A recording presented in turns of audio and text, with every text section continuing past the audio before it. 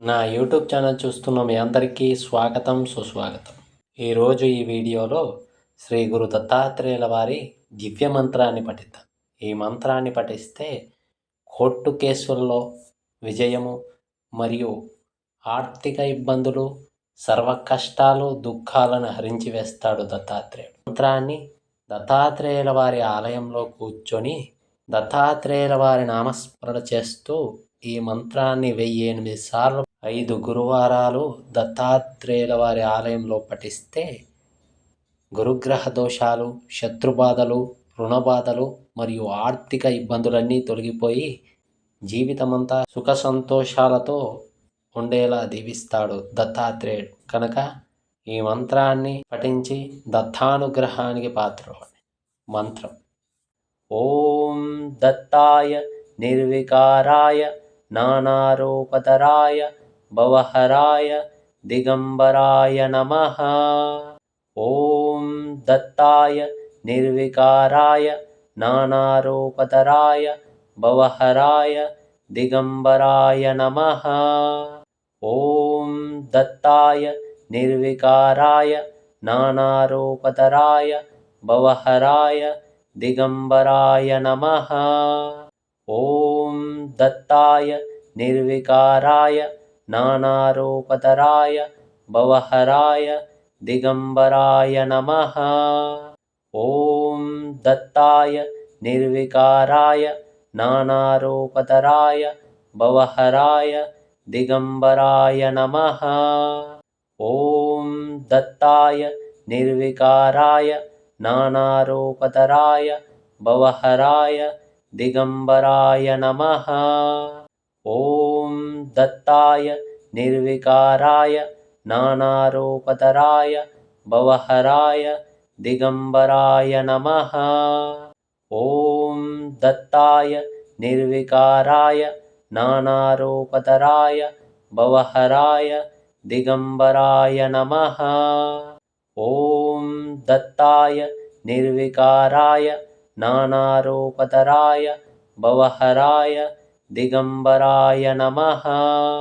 ఓం దత్తాయ నిర్వికారాయ నానారూపధరాయ భవహరాయ దిగంబరాయ నమః.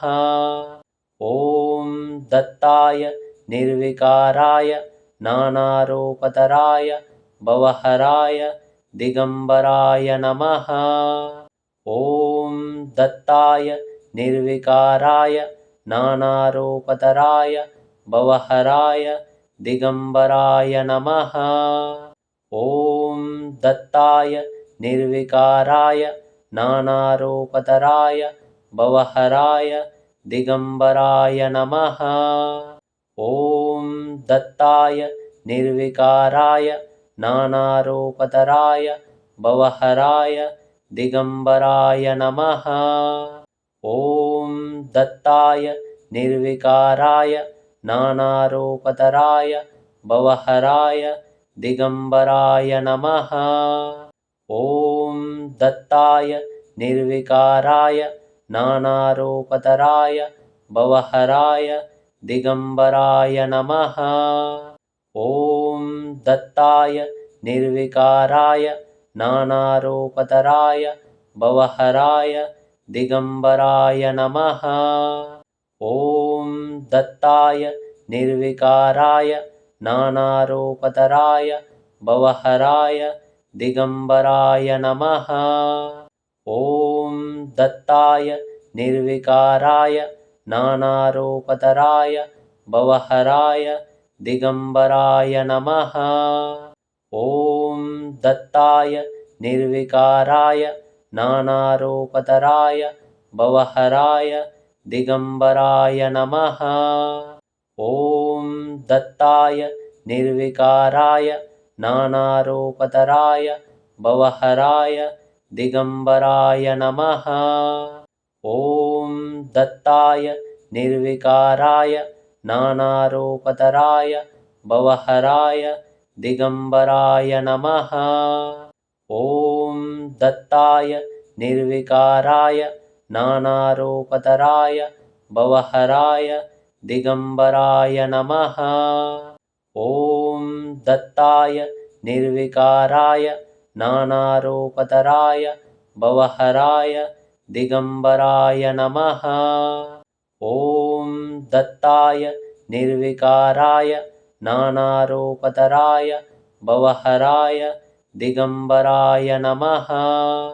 ॐ दत्ताय निर्विकाराय नानारूपतराय भवहराय दिगम्बराय नमः। ॐ दत्ताय निर्विकाराय नानारूपतराय भवहराय दिगम्बराय नमः। ॐ दत्ताय निर्विकाराय नानारूपतराय भवहराय दिगम्बराय नमः। ॐ दत्ताय निर्विकाराय नानारूपतराय भवहराय दिगम्बराय नमः। ॐ दत्ताय निर्विकाराय नानारूपतराय भवहराय दिगम्बराय नमः। ॐ दत्ताय निर्विकाराय नानारूपतराय भवहराय दिगम्बराय नमः। ॐ दत्ताय निर्विकाराय नानारूपतराय भवहराय दिगम्बराय नमः।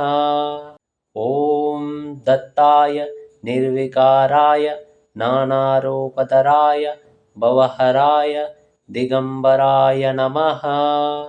ॐ दत्ताय निर्विकाराय नानारूपतराय भवहराय दिगम्बराय नमः। ॐ दत्ताय निर्विकाराय नानारूपतराय भवहराय दिगम्बराय नमः। ॐ दत्ताय निर्विकाराय नानारूपतराय भवहराय दिगम्बराय नमः। ॐ दत्ताय निर्विकाराय नानारूपतराय भवहराय दिगम्बराय नमः। ॐ दत्ताय निर्विकाराय नानारूपतराय भवहराय दिगम्बराय नमः। ॐ दत्ताय निर्विकाराय नानारूपतराय भवहराय दिगम्बराय नमः। ॐ दत्ताय निर्विकाराय नानारूपतराय भवहराय दिगम्बराय नमः।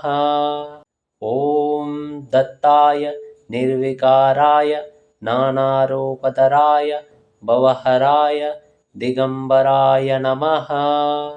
ॐ दत्ताय निर्विकाराय नानारूपतराय भवहराय दिगम्बराय नमः। ॐ दत्ताय निर्विकाराय नानारूपतराय भवहराय दिगम्बराय नमः। ॐ दत्ताय निर्विकाराय नानारूपतराय भवहराय दिगम्बराय नमः। ॐ दत्ताय निर्विकाराय नानारूपतराय भवहराय दिगम्बराय नमः। ॐ दत्ताय निर्विकाराय नानारूपतराय भवहराय दिगम्बराय नमः। ॐ दत्ताय निर्विकाराय नानारूपतराय भवहराय दिगम्बराय नमः। ॐ दत्ताय निर्विकाराय नानारूपतराय भवहराय दिगम्बराय नमः। ॐ दत्ताय निर्विकाराय नानारूपतराय भवहराय दिगम्बराय नमः। ॐ दत्ताय निर्विकाराय नानारूपतराय भवहराय दिगम्बराय नमः। ॐ दत्ताय निर्विकाराय नानारूपतराय भवहराय दिगम्बराय नमः।